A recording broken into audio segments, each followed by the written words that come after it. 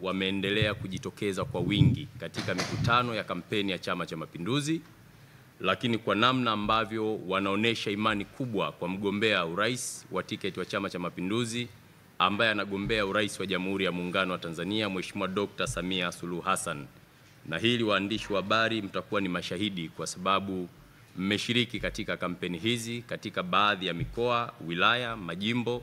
Tumeshuka mpaka kwenye tarafa, kata, vijiji, vitongoji na maeneo mengine ambayo hayajawahi kufikiwa na mgombea, lakini mgombea ameweza kufika. Sasa tangu mkutano huo, mgombea wetu wa urais Mheshimiwa Dr. Samia Suluhu Hassan ameshafanya mikutano zaidi ya 77 katika mikoa 21 kwenye kanda ya kati, kanda ya magharibi, kanda ya kusini, nyanda za juu kusini, Pemba na Unguja kwa maana ya Zanzibar, lakini vile vile tumemaliza juzi katika kanda ya kaskazini ambapo tumemaliza katika mkoa wa Manyara, hasa katika mji wa Babati. Zaidi ya watu milioni 14.6 wamejitokeza kwenye mikutano moja kwa moja, lakini zaidi ya watu milioni 31.6 wamefuatilia kupitia vyombo vya habari na mitandao ya kijamii. Kwa hiyo unaweza ukaona ni kwa namna gani siasa za Chama cha Mapinduzi wananchi wa taifa letu wanavyozifuatilia, kwa sababu ndio chama pekee ambacho kimebeba matumaini na matarajio ya wananchi wetu. Lakini mikutano yote hiyo ya kanda kwa kanda, mkoa hadi mkoa, mahudhurio yamekuwa makubwa. Hiyo ni kuonesha jinsi mgombea wetu wa urais Mheshimiwa Dr. Samia Suluhu Hassan anavyokubalika na wananchi kwa mamilioni, na wamewekeza imani kubwa kwake, hasa katika ukuaji wa maendeleo lakini uchumi wa taifa letu. Imani ya wananchi kwa Dr. Samia Suluhu Hassan sio kwa bahati mbaya, inakuja na imechagizwa na uongozi wenye mafanikio makubwa lakini unaothamini utu wa Mtanzania katika sekta zote ambazo ni za kipaumbele.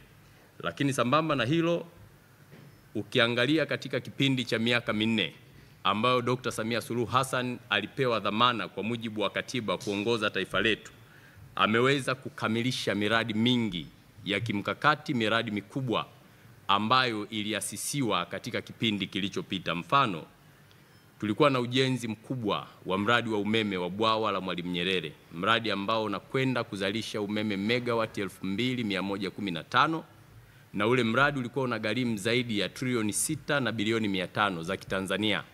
Leo tunapozungumza mradi ule umeshakamilika 100%, umeme umeshaunganishwa kwenye gridi ya taifa, na Watanzania wanafurahia kazi kubwa ambayo imefanywa na Daktari Samia Suluhu Hassan kwa kukamilisha mradi ambao ulikuwa ni ndoto ya baba wa taifa Mwalimu Julius Kambarage Nyerere kwamba lazima taifa liwe na mradi mkubwa.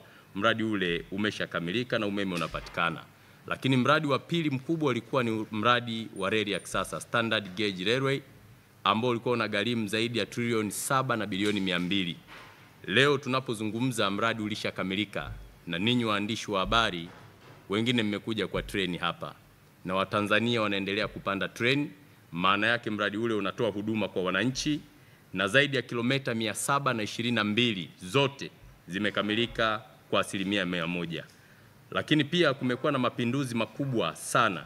Sasa hivi shirika la reli la Tanzania TRC lina vichwa vya treni 17 na mabehewa 65.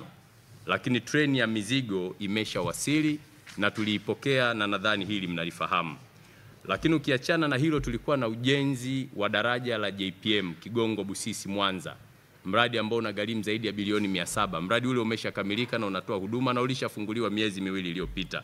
Sasa kwa mambo haya unaweza ukaona dhamira ya dhati ya Mheshimiwa Dr. Samia Suluhu Hassan kuhakikisha anasukuma ajenda kubwa ya maendeleo ili Watanzania waweze kunufaika. Kwa hiyo unapoona wingi wa watu kwenye mikutano, wananchi wanapojitokeza, vyama mbalimbali vinavutiwa na mikutano ile, ni kwa sababu kuna namna kubwa ambayo mgombea urais wa Chama cha Mapinduzi ambaye ni Dr. Samia Suluhu Hassan anatimiza wajibu wa kuhakikisha Watanzania wanapata kile ambacho kinastahili.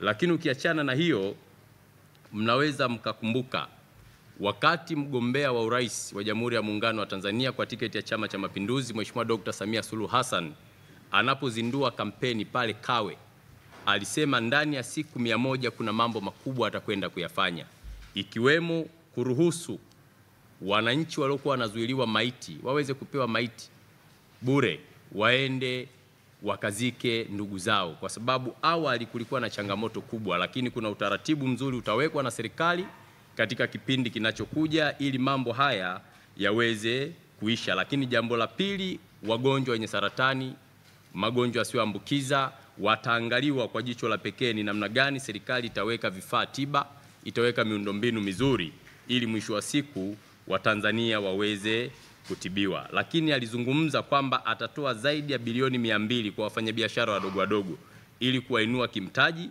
lakini isaidie kutengeneza ajira mpya kwa walimu ambao watakwenda kuajiliwa katika shule zetu, watoto wetu waweze kusoma na kupata ufaulu mzuri. Lakini ataenda kuajiri wahudumu wa afya katika sekta ya afya ambayo ni sekta kipaumbele, kwa sababu bila afya hakuna mtu anaweza kufanya jambo lolote. Kwa hiyo haya yote mgombea urais kwa tiketi ya Chama cha Mapinduzi Mheshimiwa Dr. Samia Suluhu Hassan ameahidi kwenda kuyafanya ndani ya siku 100 ambazo atakuwa ofisini. Sasa mambo haya Watanzania walio wengi wanapoyasikia wanaona dhamira ya kweli, wanaona utu, wanaona utayari wa mgombea kwamba Dr. Samia anakwenda kutekeleza, kwa sababu miaka 4 iliyopita amefanya mambo makubwa ambayo yamevunja rekodi na ameweka alama kubwa ndani ya taifa letu. Lakini jambo lingine, leo tunapotazama kalenda, Oktoba 5 zimebaki takriban siku 24 kufanyika kwa uchaguzi mkuu. Mgombea wetu wa urais Mheshimiwa Dr. Samia Suluhu Hassan ataanza ziara ya kampeni kanda ya Ziwa, kwa maana ya mikoa ya Mwanza, Geita, Shinyanga, Simiu, Mara, Kagera, kwenda kuzungumza na wananchi wa maeneo hayo, lakini kwenda kuinadi ilani ya uchaguzi ya CCM ya mwaka 2025 2030. Na katika mikoa hiyo mgombea atakwenda kukutana na makundi mbalimbali ya watu akielezea sera, nini chama kitakwenda kufanya na ahadi ambazo zipo ndani ya ilani zinakwenda kufanikiwa kwa namna gani. Kwa hiyo nitumie pia fursa hii kuwaalika wananchi wa mikoa ya kanda ya Ziwa kwamba Mheshimiwa Dr. Samia Suluhu Hassan atakuwepo kule kuanzia tarehe 7 kwenda kuanza kampeni na kunadi ilani ya uchaguzi ya Chama cha Mapinduzi kwa miaka 5 inayokuja. Lakini kama nilivyosema awali, kanda ya Ziwa imefanyiwa mambo mengi. Moja, kukamilika kwa daraja la Kigongo Busisi maarufu daraja la Magufuli ambalo limegharimu zaidi ya bilioni 700. Lakini jambo lingine, kanda ya Ziwa kumekuwa na miradi mingi ya maji ambayo inatekelezwa, ikiwemo mradi wa Ziwa Victoria ambao utakwenda kupeleka maji katika mikoa mingi, Shinyanga, Tabora, Simiu na maeneo mengine, ambapo wananchi watakwenda kupata maji safi na salama. Lakini pia kumekuwepo na ujenzi wa vivuko, ununuzi wa meli, na haya yote yamefanyika katika kanda ya Ziwa. Lakini kule wanadili zaidi na sekta ya uvuvi. Kupitia Ziwa Victoria, Dr. Samia Suluhu Hassan alipeleka ambulance boat ambayo inasaidia katika uokozi. Kama tunavyofahamu, kumekuwa na majanga yanatokea, changamoto katika uokozi, lakini serikali imeweza kununua boti ambayo ni ambulance kwa ajili ya kusaidia kuokoa wananchi na wavuvi wanaofanya shughuli katika ziwa, lakini wanaosafiri kwa kutumia usafiri wa maji. Kwa hiyo kanda ya Ziwa kuna mambo mengi, haya ni kwa uchache, lakini mengi yatazungumzwa kama yalivyoelekezwa kwenye ilani, na mzungumzaji ni yeye mwenyewe Dr. Samia Suluhu Hassan atakwenda kuyakamilisha. Lakini jambo lingine ambalo mgombea wetu urais amelithamini ni kufanya kampeni za kistaarabu. Tangu kampeni zilipozinduliwa, mgombea amekuwa akisisitiza utu wa Mtanzania, kulinda, kuthamini na kuheshimu watu. Kampeni zisizo na matusi, kampeni zisizo na kejeli, kampeni zisizo na kebehi, ni kampeni zenye staha, lakini kampeni ambazo zinaunganisha taifa. Amekuwa akihimiza amani, umoja, upendo na mshikamano, ambalo ni jambo kama Watanzania tunalihitaji kwa 100%. Hivyo na mimi nizidi kusisitiza na kutoa tu wito kwamba Watanzania tuna wajibu wa kulinda umoja tulio nao. Tuna wajibu wa kulinda taifa letu, tuna wajibu wa kushirikiana na serikali kuhakikisha kila mmoja anakuwa mlinzi wa amani ndani ya taifa letu. Lakini jambo lingine la kusisitiza, lazima tudumishe upendo, kuheshimu vyombo vyetu vya ulinzi na usalama, kuhakikisha endapo tunaona kuna matishio, tunaona kuna changamoto, tuweze kuziwasilisha katika vyombo vinavyohusika ili tuweze kulinda umoja tulionao leo. Kwa nini tunasisitiza hivyo kama chama? Chama cha Mapinduzi kinaamini binadamu wote ni sawa. Chama cha Mapinduzi kinaamini katika utu na kazi.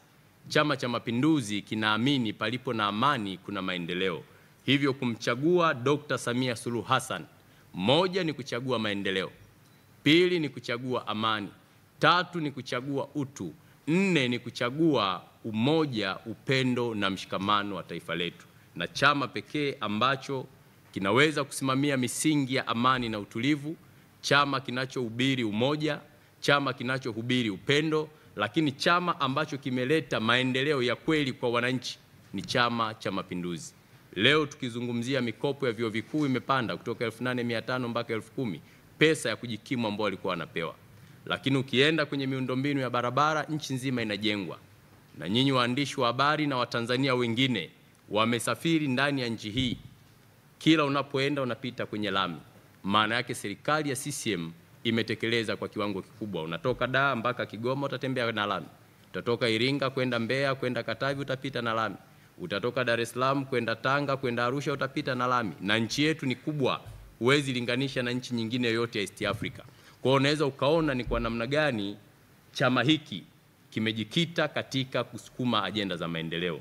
Kwa hiyo akitokea mtu akasema hakuna kilichofanyika, unabaki unamwangalia, lakini wajibu wetu ni kuendelea kuwaelimisha, kuendelea kuwasisitiza kwamba nchi ilipotoka wakati wa baba wa taifa, amekuja mzee Mwinyi, amekuja mzee Mkapa, amekuja mzee Kikwete, kaja mzee Magufuli na leo Dr. Samia, haifanani, kwamba kila awamu ilifanya kwa kipindi chake. Kwa unakuta watu wengi kwa kuwa wamezaliwa, wameona lami zipo, shule zipo, hospitali zipo, hawajui taifa limetoka wapi. Kwa hiyo sisi kama Watanzania, kama waandishi wa habari, tuna wajibu wa kutoa elimu, lakini kurejea historia ili pia vizazi vingine vijue kwamba vilivyopo sasa vina historia kubwa. Kuna watu wengi ambao walipambana kufika hapa tulipo. Kwa hiyo jambo la mwisho nalopenda kuliomba na kulisisitiza, tuzidi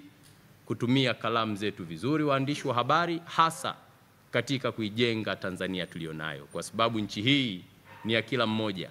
Sote hapa ni kwetu. Tusipolinda nyumbani kwetu, endapo itatokea jambo lolote baya, wote tutakuwa ni wahanga. Lakini chini ya Chama cha Mapinduzi, chini ya serikali ya CCM, chini ya mgombea urais Dr. Samia Suluhu Hassan, ni imani yangu mambo yatakuwa mazuri na Watanzania wataendelea kufurahia kazi nzuri ambayo inafanywa na Dr. Samia Suluhu Hassan. Baada ya kusema maneno hayo